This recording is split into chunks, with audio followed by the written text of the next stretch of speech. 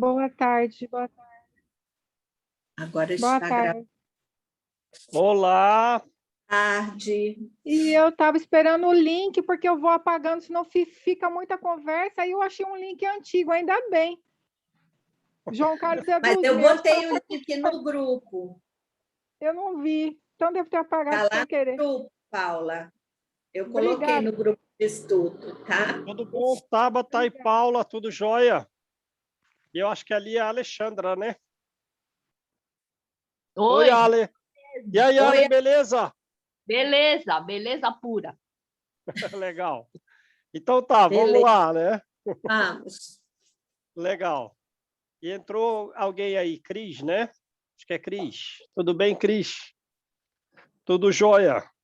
Bom, então vamos fazer um resumo bastante sucinto desse capítulo 7 até a parte em que nós estamos, que na minha edição aqui é a página 95. Se bem que meu livro é todo marcado, né? Fim da breve pausa, o ministro ajuntou. É isso mesmo? Sim. Quem tem outra edição aí? Alguém que tem uma edição que não seja da página 95? A edição nova?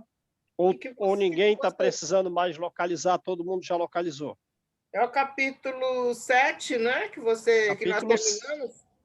Sim, Isso. capítulo 7, exato. No meu é página 131, a última página do capítulo. 131, né? Quem sempre necessita conferir com a Marta é a Deise, mas a Deise, pelo jeito, não está aí hoje, certo? Mas não é a última página, não, Marta. Está no meio do capítulo. O parágrafo que começa assim: fim da breve pausa, o ministro ajuntou. Está no meio.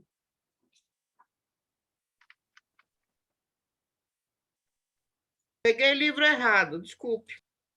Ah, Não tem problema.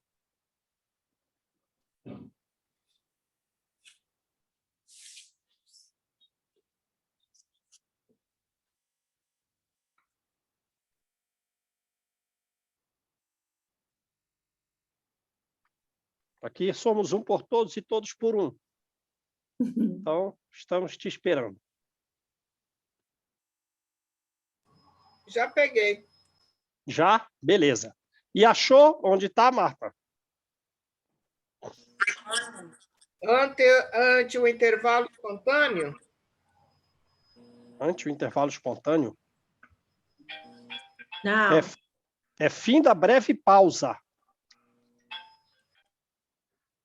Foi logo depois que ele explicou o que é o bem e o mal, né?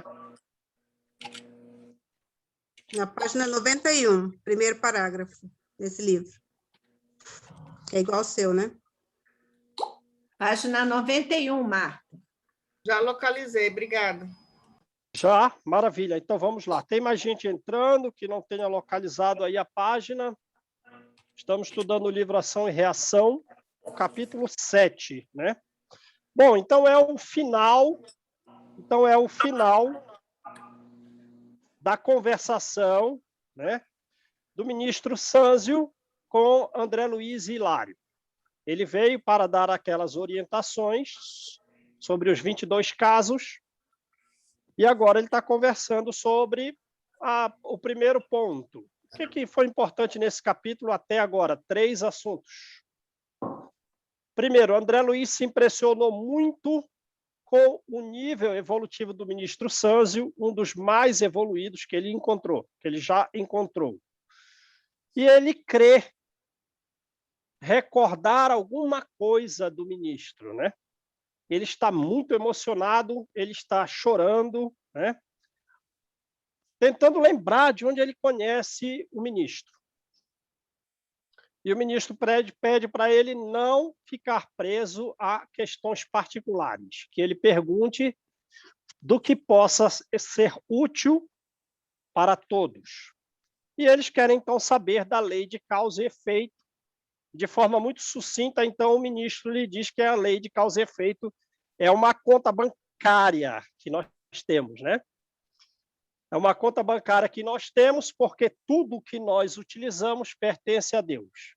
E nesse uso ou abuso dos bens divinos, desde os mínimos átomos, às energias às quais nós nos alimentamos, as próprias energias, pelo centro coronário, tudo pertence a Deus. Ora, e vamos adquirindo, então, débitos e créditos controlados por espíritos que são mais evoluídos do que nós, para que alcancemos os bens efetivamente reais e definitivos que nós podemos ter, que é simplesmente a sabedoria e o amor. Mas de uma forma tal que um dia nós possamos representar a glória de Deus em nós. Não é isso? Sim. Ora, e não somos somente nós que temos uma conta bancária, mas as instituições das quais nós participamos, os países, os povos, as raças, os planetas, e tem gente, então, tomando conta de todas essas contas, com a capacidade de ofertar empréstimos para nós, né, moratórias, ou para aqueles que, digamos, que não estão indo bem por abusar dos bens, têm as suas cobranças realizadas. João, Sim, pode pedir para o pessoal fechar, está dando um eco. é melhor a Malu controlar isso, né? Que ela é a dirigente, ela própria pode fechar. Tem um iPhone, é o iPhone que está aqui, eu acho que é da Deise. É Deise que está? Ah, já fechou. Pronto. Obrigada. Faz igual a gente na aula das crianças, Malu. Eu saio fechando o áudio da gurizada aqui.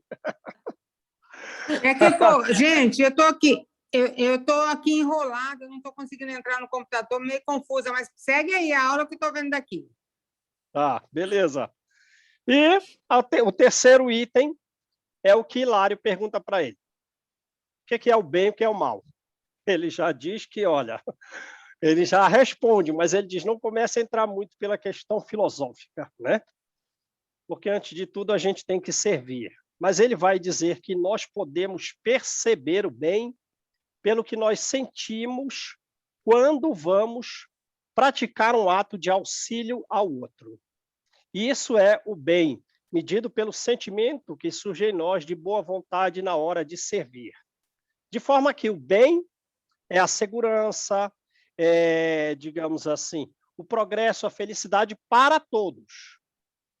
Porém, que nós medimos quando voluntariamente buscamos auxiliar o outro, o próximo, e medido também pelo grau de renúncia dos nossos direitos ou do que nós desejamos, certo? Então, duas coisas para medir o que é o bem. Qual é o sentimento de boa vontade que eu tenho na prática de servir aos outros e, dentro daquelas circunstâncias, qual foi o meu grau de renúncia. E o mal, o que é o mal? É o bem somente para nós mesmos. O bem exclusivo, isso é o mal. Beleza? Então, vamos lá. Aí ele continua falando desse último assunto, do que é o bem e o mal. Fim da breve pausa, o ministro ajuntou. O ministro acrescentou. Possuímos em nosso Senhor Jesus Cristo o paradigma, o modelo, o exemplo do eterno bem sobre a terra, né? Do eterno bem sobre a terra. E a gente sabe, do livro Há 2000 anos, que os ensinos de Jesus, né, iniciados no ano 0, se perpetuam hoje em dia entre nós, né? Então, Jesus é o modelo do eterno bem sobre a terra. Tendo dado tudo, lembra daquela questão da renúncia para medir o bem? Não só o sentimento de boa vontade, mas também o grau de renúncia. Tendo dado tudo de si em benefício dos outros, não hesitou, nem mesmo hesitou, em aceitar o supremo sacrifício no auxílio a todos. Com a finalidade de quê? Com a finalidade, né, para que o bem de todos prevalecesse. E ainda não prevaleceu o bem de todos. mas se eternizou os ensinos de Jesus para que atinjamos um nível evolutivo que jamais poderíamos ter sonhado se não fosse ele. Ainda mesmo que a ele, em particular, se reservassem por longo prazo, e até hoje ainda tem, a incompreensão, né? Muitos não compreendem Jesus, o sofrimento, a época dele, e o sofrimento dele atual, não por ele, por nós, a flagelação sofrida e a morte. Beleza? Então é o modelo, o máximo do que significa o bem, pelo que ele fez por todos e pelo grau de renúncia. Em vista da pausa... João, deixa eu perguntar aqui, que até agora eu não achei a página, que eu entrei atrasado. Desculpe interromper vocês. Qual página que está? A Marta vai responder. 91. Obrigada. Vê aí, Deise, se você achou, a gente vai começar o parágrafo que fala assim, em vista da pausa. Tá, já achei. Já Obrigada. achou? Já. Então vamos. Em vista da pausa que se fizera espontânea, ousei ainda interrogar faminto de luz.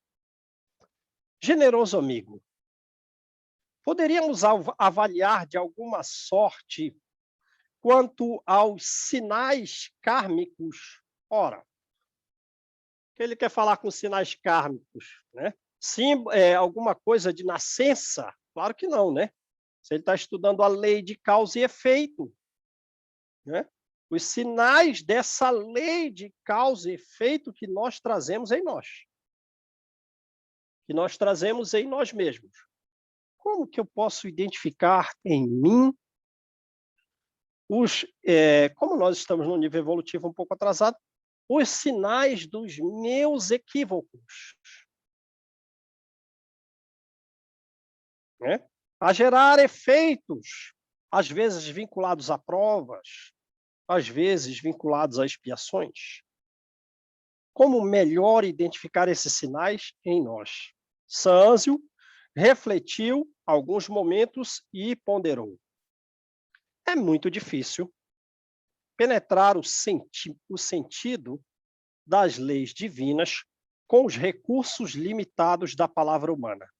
Então, você vê que em outros níveis evolutivos, há estudos, há linguagens do que ainda nós somos incapazes de entender. Né?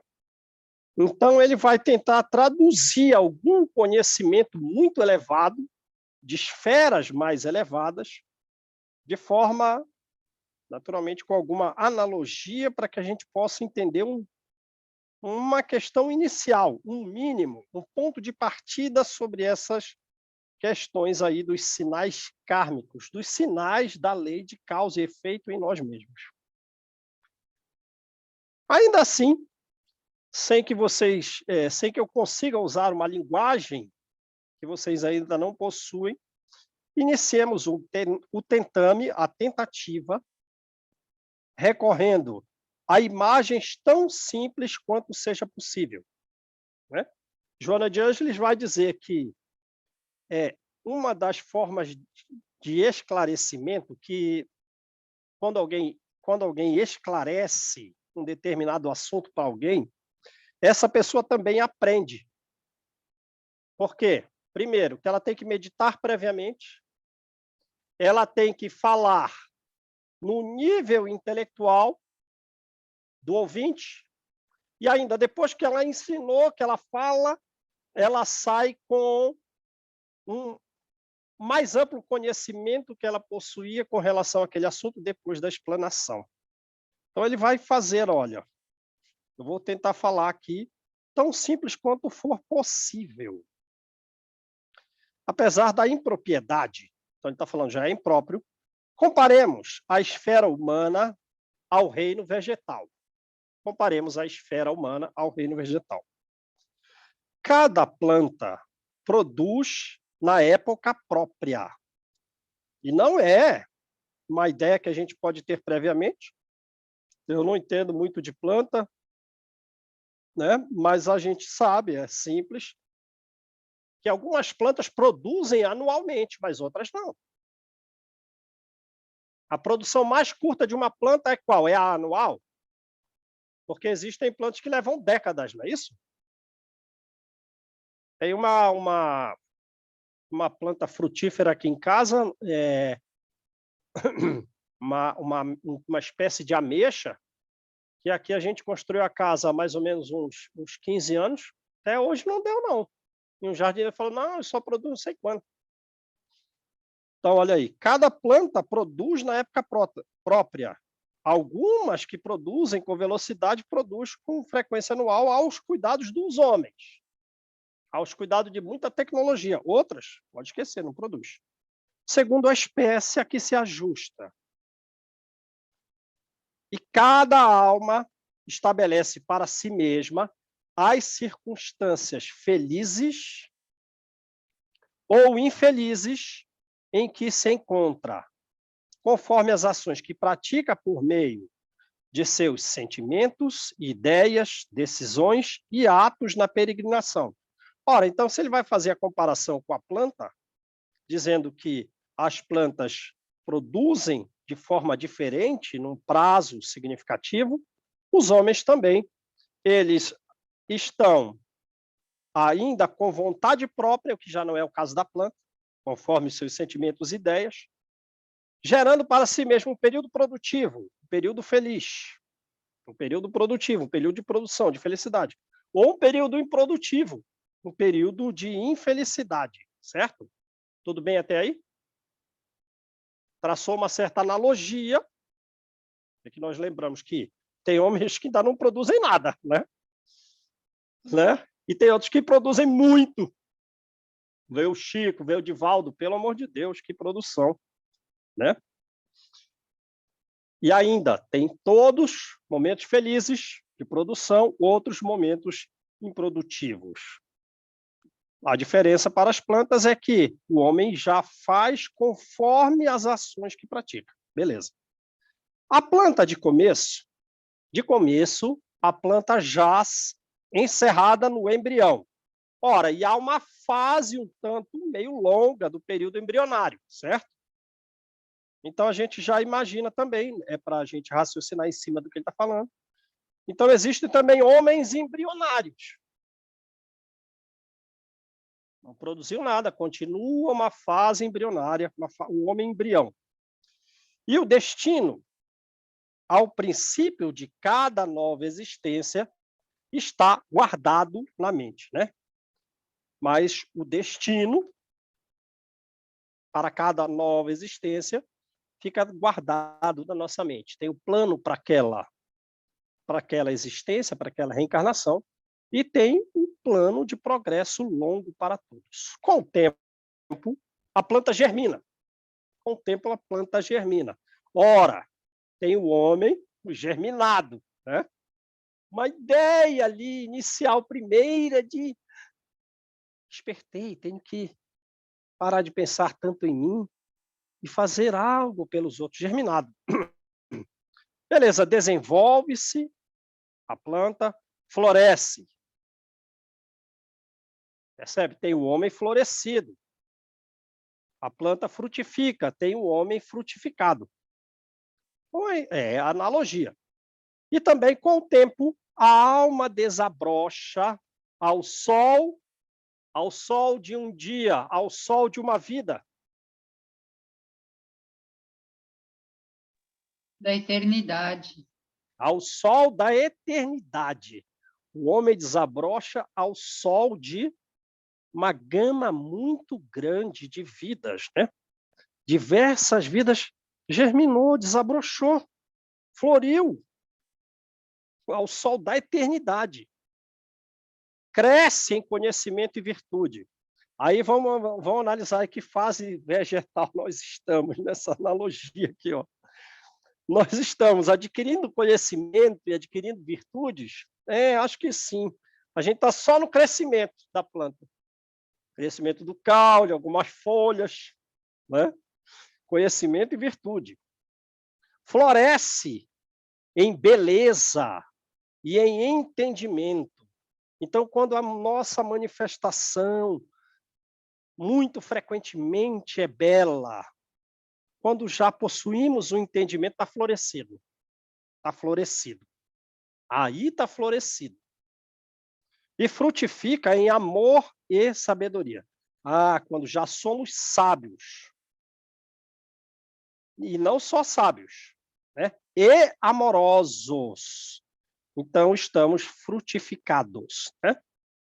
Não só uma coisa nem outra, as duas coisas. Amor e sabedoria. Aí estamos frutificados.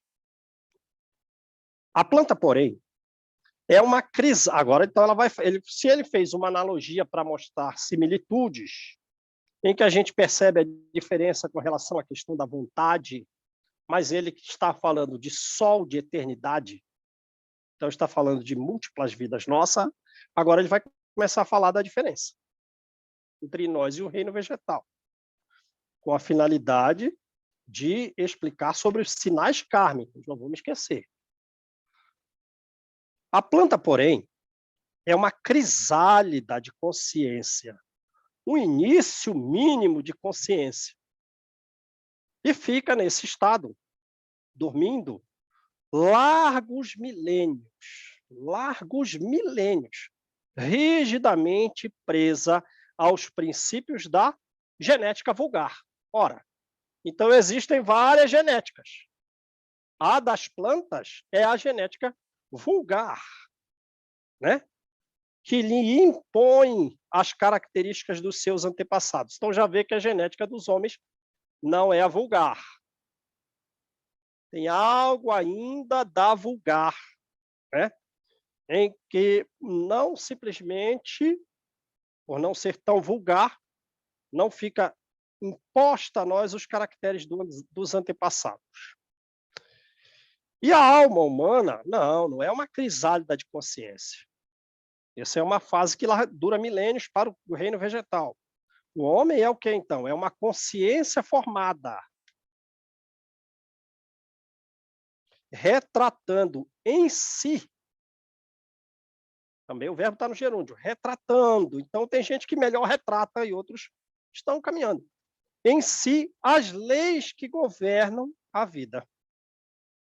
E por isso já dispõe até certo ponto de faculdades com que influir na genética, modificando-lhe a estrutura. Então, o homem, por ser uma consciência formada, ele atua sobre a genética conforme as suas faculdades, modificando aquela estrutura. Porque a consciência responsável herda sempre de si. Opa, começou a falar dos sinais kármicos, então, agora. Porque se na planta, na genética vulgar, o vegetal terá impresso nele próprio as características dos antepassados, não. O homem, uma consciência formada, ele herda algo de si. E não fica impelido, então, às características dos antepassados. Herda sempre de si em função da responsabilidade que possui. Agora começou a falar, então, dos sinais kármicos. Porém, ajustado, né? Herda sempre de si, ajustada essa consciência a outras consciências que lhes são semelhantes, que lhes são afins. Então, não se libertou tanto dos caracteres dos antepassados, né?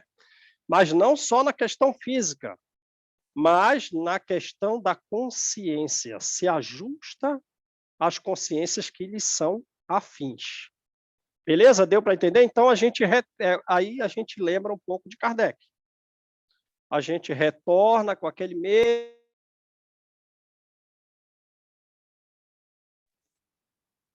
Retorna naquele mesmo grupo de pessoas, umas para se auxiliarem, elas têm uma certa afinidade, mas erraram com outras.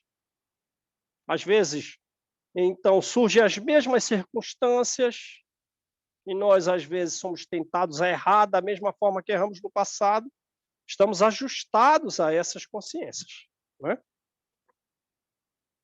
e outros para auxiliar. Então, vamos lá. Nossa mente guarda consigo, esse é os sinais kármicos, na mente, não é no físico. Nossa mente guarda consigo em germe os acontecimentos agradáveis ou desagradáveis que a surpreenderão amanhã. Assim como a pévide minúscula, uma semente achatada de diferentes frutos, encerra potencialmente a planta produtiva em que se transformará no futuro. Ora, então a gente guarda conosco os acontecimentos agradáveis e desagradáveis das vidas anteriores, e que serão para nós surpresas. Surpresas. Ora, desagradáveis, acontecimentos que nos surpreenderão de forma desagradável. Vou ter que viver, como diz Kardec, aquelas mesmas circunstâncias que me levaram a uma queda, por um motivo ou por outro. Certo? Vai repetir aquele cenário. Vai repetir aquele cenário no qual nós caímos. Também vai repetir o que agradou. O que agradou eu posso fazer de uma forma melhor ainda. O que desagradou eu tenho que consertar. Vai repetir. Esses são os sinais kármicos. Nessa altura, Hilário perguntou... Sim. A gente estava vendo um pouco isso aí, né? Fazendo associação com o livro Há 2000 Anos, com o Públio Lentulus. E aí a gente estava vendo que tem psicanalista que fala que a gente tem tendência a repetir esses padrões aí. E no espiritismo, né, a gente tem tendência a ficar vibrando na mesma situação e acaba repetindo isso aí. E aí ele diz para a gente sair desse padrão, no Livro dos Espíritos, agora eu não estou lembrando onde, a gente precisa ter muita vontade, começar a eliminar as irritações, começar a eliminar aí, com essa força de vontade, raciocinar em cima da coisa, não ser impulsivo, para começar a sair dessa vibração, mudar de vibração, para não ficar repetindo o padrão, porque a gente diz que em várias encarnações a gente está na mesma situação e acaba repetindo a mesma coisa. Há milênios. Não é? Há milênios, repetindo a mesma coisa, Realmente, vontade e estudo, né? Trabalho, sim, a gente tem que se vencer. Não é fácil, não. Mas a gente está repetindo o equívoco faz tempo, verdade. Diz que nós, verdade de mesmo. uma certa forma, estamos meio atávicos, né? Tem que A gente ter carrega a gente carrega uma esperança e a resquícia de um céu que nunca possuímos. E uma carga pesada de um inferno que carregamos. Mas a gente vai caminhando. Vamos embora. Vai caminhando. Vamos lá. Então, nessa altura, Hilário perguntou inquieto. Então, os sinais kármicos têm a ver com isso, né? Então, acontecimentos agradáveis e desagradáveis do passado que nos surpreendem. E o Hilário perguntou: não temos nesse postulado a consagração do determinismo de ordem absoluta, já que eu vou reviver os acontecimentos agradáveis e desagradáveis que me surpreendem? Se trazemos hoje, no campo da mente, tudo aquilo que nos sucederá amanhã, não deixou ele falar, né? Reticências. Sânzio, contudo, esclareceu complacente. Sim, nas esferas primárias da evolução, o determinismo pode ser considerado irresistível nas esferas primárias da evolução. Mas a gente já nota que aqui no começo, né, ele falou, olha, né, o homem é uma consciência formada, não é uma genética rigorosa. ele modifica, ele pode modificar a genética. É óbvio que pareceu tão rigoroso esse reviver de acontecimentos pregressos, de mesmas circunstâncias e repetidas quedas, que Hilário ficou preocupado. Né? Não, calma. Nas esferas primárias, sim. O determinismo pode ser considerado irresistível. Então, vamos lá. Então, ele foi lá atrás. A pergunta mais ampla possível, nem se restringiu ao homem.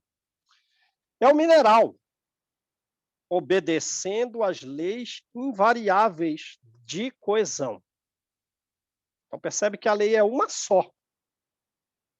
Uma coesão que vai se afrouxando. É o mineral, obedecendo às leis invariáveis de coesão. É o vegetal, respondendo fiel aos princípios organogênicos, quer dizer, respondendo com fidelidade à questão de formação e de desenvolvimento dos seus órgãos. Mas, na consciência humana, não é assim, não é tão determinado. A razão e a vontade. A gente já fica, qual é o grau de razão que eu tenho? É muito pouquinho, mas já dá responsabilidade, né? A razão e a vontade.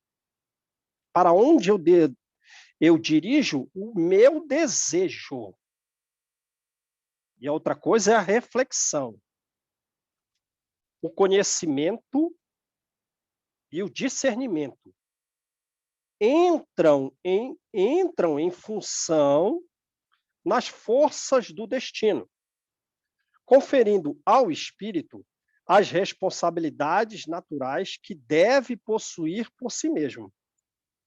Por isso, embora nos reconheçamos subordinados aos efeitos das nossas ações, então aí não é um determinismo, mas estamos subordinados aos efeitos das nossas ações. O determinismo não pode ser confundido aí com subordinação no caso dos homens. É isso que ele está diferenciando. Né? Nós estamos, sim, subordinados aos efeitos do que fizemos. Apesar disso, não podemos ignorar que o comportamento de cada um de nós, dentro desse determinismo relativo,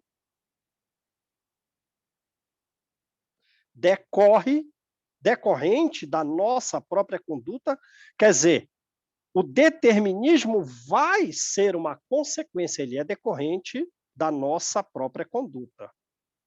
Pode, portanto, esse determinismo significar libertação.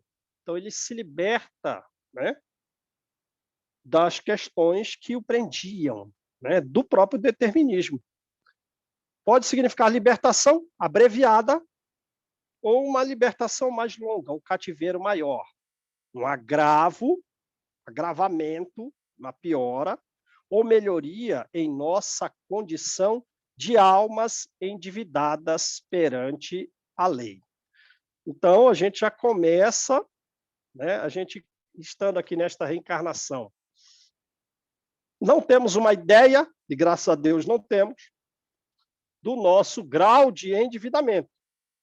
Porque nós parecemos estar bem, porque a reencarnação nos faz esquecer. Né? Mas, como ele disse aqui, nós somos almas endividadas perante a lei. Porém, a nossa conduta, né? A nossa razão e a nossa vontade, o quanto que nós buscamos de conhecimento, o quanto buscamos discernir para agir,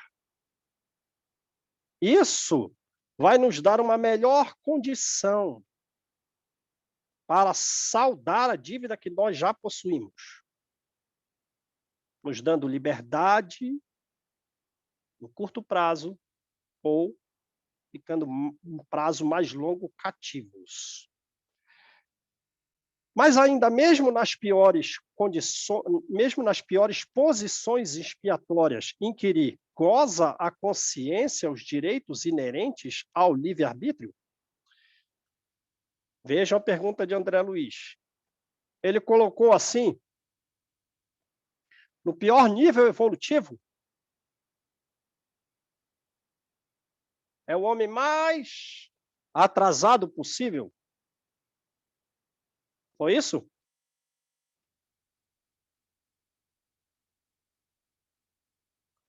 É o nível evolutivo menor possível, o pior nível Não. evolutivo? É o Não, quê, então? pior posição de expiação, não significa pior nível evolutivo. Exato, exato, porque de um nível evolutivo muito pequeno, a pessoa não tem responsabilidade, né? É, No nível evolutivo mais inferior não há responsabilidade, por consequência não há expiação. aham, porque Ele está essa falando pior posição expiatória pode ser de um espírito evoluído intelectualmente, porque quanto mais se sabe, mais cai. exatamente.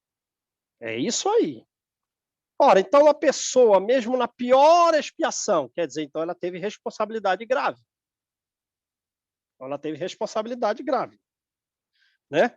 Ele tem ainda direitos de livre-arbítrio? Como não? Falou o ministro generoso.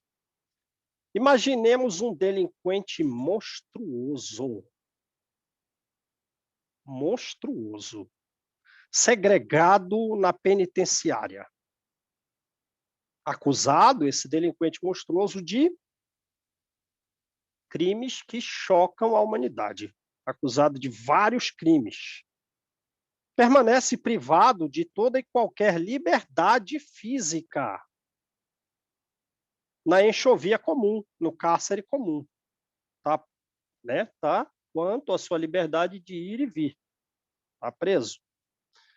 Ainda assim, na hipótese de aproveitar o tempo no cárcere para servir espontaneamente, aí está o seu livre-arbítrio, para servir espontaneamente a ordem. Espontaneamente é o advérbio principal. Ele reflete o livre-arbítrio. Para servir espontaneamente à ordem e ao bem-estar das autoridades e dos companheiros, acatando com humildade e respeito, aí a reflexão, o livre-arbítrio está aí, espontaneamente humilde, acatamento humilde, acatamento com respeito, aí está o livre-arbítrio do delinquente monstruoso, preso, acatando com humildade e respeito as disposições da lei que o corrige para garantir a ordem e o bem-estar das autoridades e dos companheiros. Atitude essa de humildade, de respeito, de acatamento espontâneos, que resulta do seu livre-arbítrio. Para o bem-estar das autoridades e dos companheiros e para ajudar ou não a si. Para ajudar ou desajudar a si. Quer dizer, nesse caso do desajudar a si para o bem-estar da autoridade dos próximos, é algo que ele tem que renunciar quando for desajudar a si. Renunciar a si, porque ele pode crer que, por determinadas circunstâncias, para garantir o bem-estar da autoridade do seu companheiro, ele pode crer está abdicando de alguns direitos seus. Crer ter algum prejuízo por si. Então, ele começa a fazer o bem conforme aquela definição de bem, para fazer ao outro conforme a renúncia. Né? A breve tempo, esse prisioneiro começa por atrair a simpatia daqueles que o cercam. Começa a atrair as simpatias daquele que o cercam.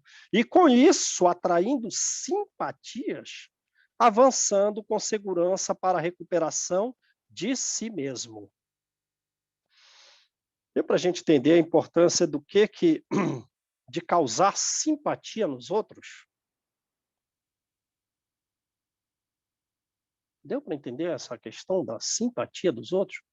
Porque lembra que quando o Antônio Olímpio vai reencarnar, é muito difícil ajudá-lo. Porque ele não fez bem para ninguém. Não fez bem para ninguém, não causou simpatia em ninguém, pelo contrário. E ele só tem um caminho para poder se recuperar. Olha, só vai ter um jeito, ele vai ter que reencarnar com aqueles que têm simpatia por ele, que é o filho e a esposa. Lembram disso? Percebe ainda a questão da mesma lei, porque a lei do amor tem que refletir na simpatia entre aqueles que nos cercam.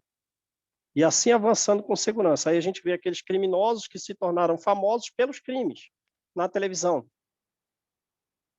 E muitas vezes o homem quer aplicar a ele a massa humana comum, acredita que eles têm que ficar presos eternamente, né?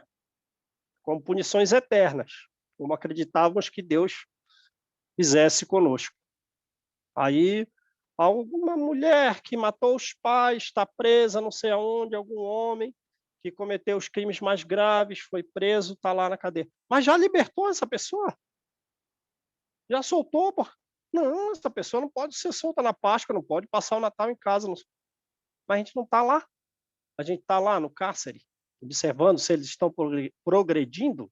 Não, mas a gente fica julgando. Passou 10 anos, passou 15 anos, a pessoa pode, né, fazer pelo seu comportamento espontâneo de livre-arbítrio, desenvolver simpatia nos guardas. Mas a gente está preso ao atavismo lá do que ela cometeu há 15 anos atrás. Não, essa pessoa tem que continuar presa, não pode ser, não, deixa essa criatura aí. Não solta nunca. É como também se nós não mudássemos dos 20 para os 50 anos, né? Exato. É? Exato. Não dá para a gente ter esse raciocínio. Né? O raciocínio era claro, mas não desejando perder o fio da lição simples e preciosa, indaguei. Venerável benfeitor, para nossa edificação, poderemos recolher mais amplas anotações sobre a melhor maneira de colaborar com a lei divina em nosso próprio favor? Dispomos de algum meio para escapar à justiça?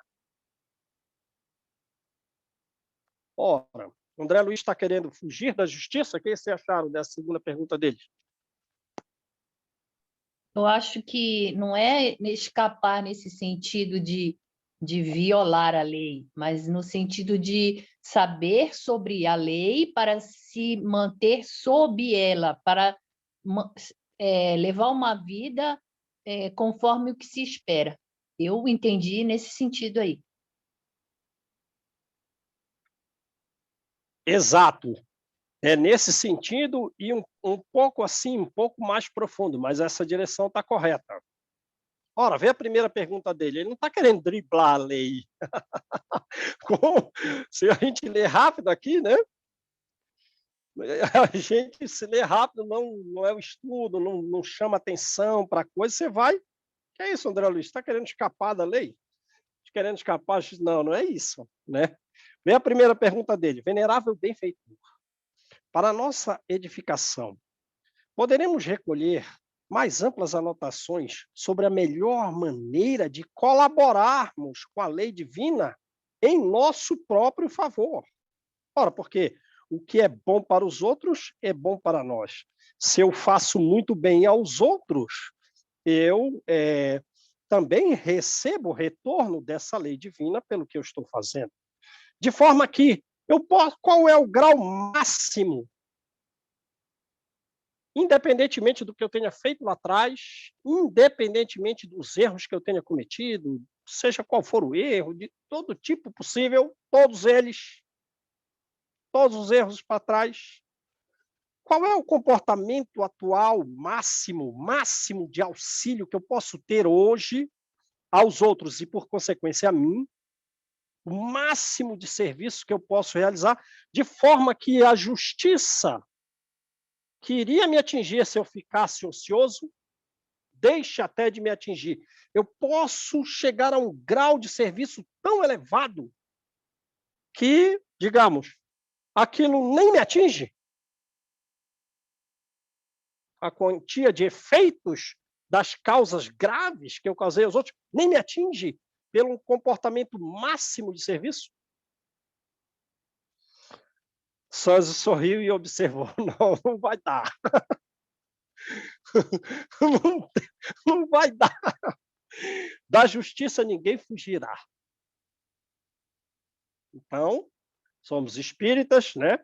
E quando a gente chegou no centro espírita, agora que eu sou espírita, nada mais vai me acontecer. Pode esquecer.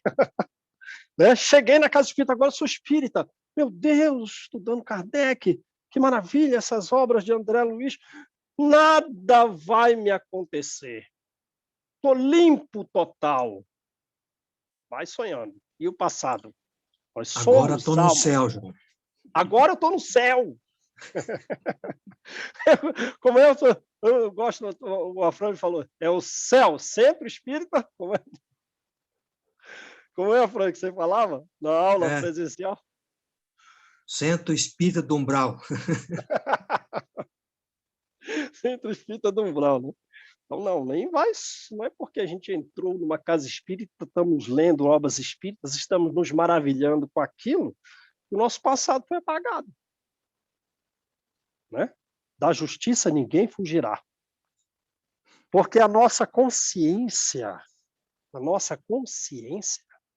acordando, pelo amor de Deus, estamos meio que dormindo. Alguém que acabou de acordar com uma sonolência danada, somos nós. Acordando para a santidade da vida, suspira. Percebe uma oposição entre acordar e suspirar? Eu estou para alguns, né?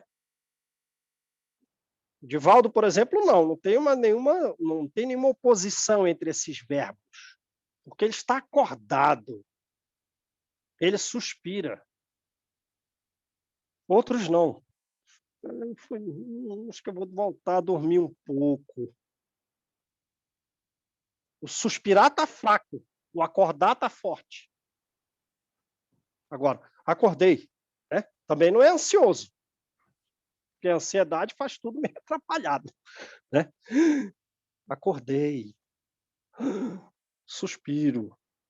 Então, para alguns há uma certa oposição entre acordar e suspirar, para outros já não, conforme o grau do despertar, né? Não acordou amolecido. Acordando para a santidade da vida, a alma, naturalmente, então pensa num prazo longo para alguns, suspira por resgatar dignamente. O advérbio é a força. Todos os débitos de que se onerou perante a bondade de Deus. Entretanto, o amor infinito do Pai Celeste brilha em todos os processos de reajuste. Você acha os mais graves criminosos, delinquente monstruoso que a sociedade quer banir, não quer ver, quer punir eternamente, deseja que desencarne, que morra. O amor infinito do Pai brilha em todos os processos de reajuste. Assim é que, agora volta ao geral, né? A gente foi lá na pior posição expiatória, não no pior nível evolutivo. Assim é que, se claudicamos, quer dizer, se fraquejamos, claudicar, né? Vacilar, nessa ou naquela experiência indispensável, a conquista da luz que o Supremo Senhor nos reserva, claudicamos, claudiquei. É necessário nos adaptemos à justa recapitulação, à justa repetição das experiências frustradas. Aí os sinais kármicos, de novo, está respondendo a questão dos sinais kármicos. Vai ter que recapitular, meu filho, você não passou nessa matéria. Vai recapitular, né? Vai repetir. Vai repetir o quê? As experiências frustradas? Porque aí vai deixar de ser frustração. para que se torne uma experiência positiva, utilizando os patrimônios do tempo. Figuremos um homem acovardado diante da luta, perpetrando o suicídio aos 40 anos de idade no corpo físico. Este homem penetra no mundo espiritual sofrendo as consequências imediatas do gesto infeliz, gastando tempo mais ou menos longo, segundo as atenuantes e os agravantes da sua deserção, quer dizer, muitos detalhes que o nosso raciocínio é incapaz de perceber, e a gente parece realmente um tanto até primitivo, desejando punições eternas a outros. Não somos capazes de perceber atenuantes e agravantes, né? Que vai implicar um tempo mais longo ou menos longo no plano espiritual de quem se suicidou para recompor as células do veículo perispirítico. Quer dizer, algo que você fez ao seu corpo, também fez ao perispírito. E perispírito danificado no plano espiritual vai levar um tempo mais ou menos longo para se recompor. E logo que oportuno, quando torna a merecer o prêmio de um corpo carnal na esfera humana, dentre as provas que repetirá, dentre as outras provas. As provas que vai ter que repetir. Falhou nisso, falhou naquilo, falou no orgulho, falou na raiva, falhou com aquelas pessoas, enfim, tudo que a gente possa falhar. Dentre essas provas que repetirá naturalmente, se inclui a extrema tentação ao suicídio na idade precisa em que abandonou a posição de trabalho que lhe cabia.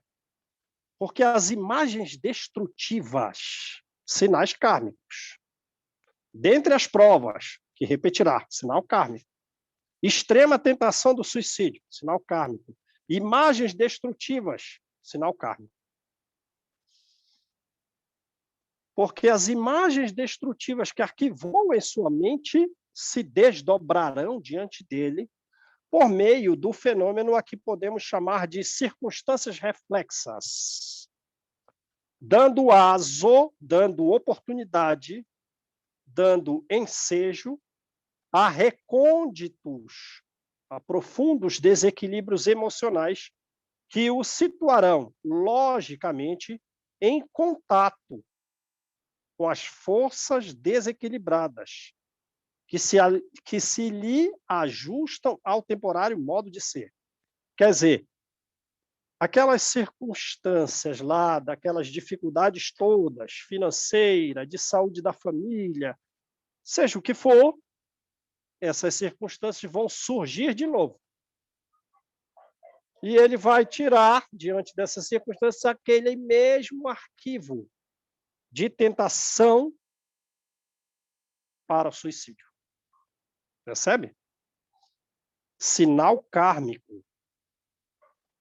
Se esse homem não houver então é mais ou menos naquela mesma faixa etária. Aí a gente pensa aqui. Bom, se o meu pai me deu, se eu tenho uma tendência a suicídio, e desde criança os meus pais me deram estudo, me deram um comportamento moral adequado que eu pudesse espelhar, que eu pudesse aprender, refletir, né? Quando surgir aquela prova, mais ou menos naquela idade, talvez eu tenha mais força para vencer. E se eu não recebi nada? Nem estudo na fase infantil, nem na fase juvenil. Quando surgir de novo aquela prova, diante de umas circunstâncias idênticas de queda, que me levaram ao suicídio em vida anterior, eu estou sem o combustível para resistir, eu posso repetir. Posso repetir. Então, talvez fosse melhor que, nessa segunda circunstância, já que eu estou sem um comportamento moral adequado para me espelhar, se eu não tenho a doutrina espírita para me apoiar, eu não tenho religião nenhuma para me apoiar, melhor era que essa tentação viesse lá para frente. Agora, se eu me dediquei desde novo, não, pode até dar uma antecipadinha, vou conseguir passar por essa prova, não vai ser fácil, mas eu vou conseguir. pela bagagem que eu recebi daqueles com os quais eu estou com a minha consciência ajustada e afim. Lembra da página anterior aí? Ô, Júnior, Sim. eu lembrei do Memórias de um Suicida. Ele sabia que ele ia repetir a prova, que ele ia perder a visão de novo, e para ele era muito importante, porque ele era um escritor. E eu lembro que, se não me falha a memória, ele ficou 50 e poucos anos para poder reencarnar. E o que ele fez nesse período? Ele estudou, mas ele estudou muito, no plano espiritual. Estudava, fazia faculdade, olha, eu quero mais estudar mais essa matéria lá na faculdade, eu quero mais essa, para quê? Para poder se preparar para esse momento que iria ser repetido e que ele já sabia de antemão, antes de reencarnar, pela segunda tentativa aí de passar por essa provação. Sim, com certeza. Isso a gente pode fazer, né? Quanto mais a gente, no plano espiritual ou aqui, se nós estamos lá no plano espiritual e nos dedicamos ao bem e trabalhamos por nós mesmos e estamos a favor da lei, vamos usar a linguagem do ministro Sânzio, a reencarnação é facilitada. Mas se lá eu não estou fazendo um comportamento adequado conforme a lei, a reencarnação pode ser mais grave. Assim como aqui nós estamos nos dedicando, lá vai ficar um pouco mais folgado, né? Se nós não nos dedicamos, lá fica um pouco mais apertado. A questão aí é do determinismo relativo conforme o nosso andar da carruagem. Então, vê aí, a coisa aperta ou afrouxa. Para nós, né? Tem alguém controlando a nossa conta de débito e crédito. Tem alguém controlando. Tem alguém controlando. Foi bem nesse ponto, dá um crédito, foi mal nesse aqui, faz uma cobrança. Então, ó, tem alguém controlando a nossa conta de débito e crédito, sem dúvida. Lá e cá. Encarnado ou desencarnado. Então, vamos lá, vamos terminar esse parágrafo aqui, né? Então, tá aqui, ó. Se o homem não houver amealhado recursos educativos, ó, se ele não houver amealhado recursos renovadores em si, como eu posso amealhar recursos educativos e renovadores em mim mesmo? Pela prática da fraternidade, pelo estudo, de modo a superar a crise inevitável. A crise é inevitável. O que tem que mudar é o nosso comportamento diante da crise, o nosso comportamento diante das circunstâncias. E essa mudança é oriunda do quanto nós buscamos amealhar de recursos renovadores e educativos, pela prática da fraternidade, por nos dedicarmos ao estudo. Mas não se fizer isso, muito dificilmente escapará ao suicídio. Aí você falou do Memória de um Suicida, que a gente acha que é a segunda tentativa de evitar o suicídio dele. Talvez não seja. Talvez não seja. Talvez seja a 10ª. Sim. Uhum. Né? Então, muito dificilmente escapará ao suicídio. Ele botou 2 advérbios. Dificilmente. É um ministro muito evoluído, quer dizer, um grau de amor muito doce, que nenhum de nós tem. Vamos falar a verdade. Que nenhum de nós tem. E mesmo assim ele fez questão de usar 2 advérbios. Então, eu não vou chocar vocês, não. Vou falar assim, olha, dificilmente. Ele talvez não consiga, não. Foi preciso, não, muito dificilmente escapará ao suicídio. Com todo amor, eu vou dizer, muito dificilmente escapará ao suicídio. De novo. De novo, botou de novo. Porque as tentações, não obstante reforçadas por fora de nós, como diz Joana, as tentações começam em nós mesmos. As tentações começam em nós, tem reforço externo, mas começa na gente. E nós a alimentamos. E alimentam-se de nós próprios. Né? Então, aquele pensamento que eu deveria me libertar, não. Eu busco cultivá-lo na minha cabeça, pelo prazer que ele me dá. Aí logo estarei eu buscando situação idêntica de equívoco. Ora, começou em mim. Mas as circunstâncias externas reforçam aquela vontade. Mas a tentação é nossa. Começa em nós. E nós a alimentamos. Como diz Joana, né? Beleza, Ô, gente? Júnior, Vamos parar aí? é aquela Sim. vibração espiritual, aquele atavismo que fala Jorge Andréa, né? É. Que você Nascido em nós, né? E aí a gente acaba repetindo tudo de novo. Sinais kármicos. Sinais kármicos. É isso aí. Vamos estudar e praticar o bem, né?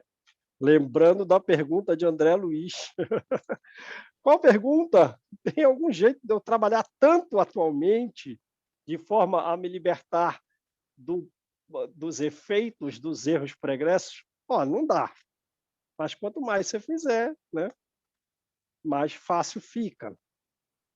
Ô, João, isso aí poderia estar relacionado também àquelas situações, não sei se foi isso que a Lê falou, que às vezes apanham, né? Crianças que sofrem, e aí quando fica adulto, às vezes relacionado ao álcool, quando fica adulto, repete as mesmas situações com a família que cria, né? Será que isso aí está relacionado a isso também? Não só... Porque você vê que é difícil, você fala assim, olha, fulano, de certa forma, viveu todo esse tormento na infância. Quando chega na idade adulta, em vez dele fazer diferente um pouquinho, ou tentar, até, se bem que tem a influência do meio, né? Fazer diferente, não. Ele faz exatamente aquilo que ele viveu. Lembra do que o Sanzi falou ali? Homens embrião, homens germinados, homens em crescimento, homens floridos, homens frutificados. Né? Então, tem gente na minha família que tem mais de 70 anos, tem, sei lá, quase 80 anos. Pode esquecer. Pode esquecer. Mente embrionária. Mente embrionária. Não tem como, a mente embrionária. O que você quer fazer com uma mente embrionária? Você quer que ela frutifique? Como é possível acelerar a produção de um vegetal? Não dá. Né? Não dá. Ora, e a depender do nosso histórico de trabalho no plano espiritual, que pode ter sido nenhum, as consequências na reencarnação já começam graves desde cedo. Nós não vemos crianças a depender das circunstâncias familiares vividas, a própria saúde, um nível intelectual restrito, né?